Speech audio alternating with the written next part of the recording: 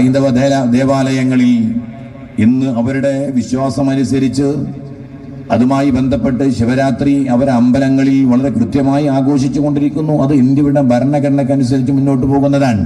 എന്നാൽ പുതിയ നിയമം കൊണ്ടുവന്ന് മുസ്ലിം സമുദായത്തിന്റെ ആരാധനാലയങ്ങളെയൊക്കെ ഇല്ലായ്മ ചെയ്യാനുമൊക്കെ വലിയ ശ്രമം നടന്നുകൊണ്ടിരിക്കുന്നു എന്ന് മാത്രമല്ല, പലയിടങ്ങളിലും ആരാധനാലയങ്ങളെ തകർത്തു തരിപ്പണമാക്കിക്കൊണ്ടിരിക്കുന്നു.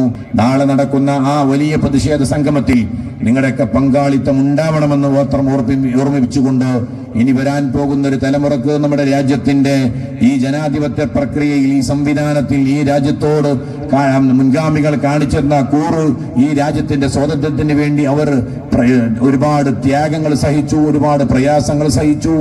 ആ പ്രയാസങ്ങളൊക്കെ സഹിച്ച് രാജ്യത്തെ സ്വാതന്ത്ര്യം നേടിത്തന്ന സ്വാതന്ത്ര്യാനന്തര ഇന്ത്യയിൽ അവർ കണ്ട സ്വപ്നം പൂവണിയണം.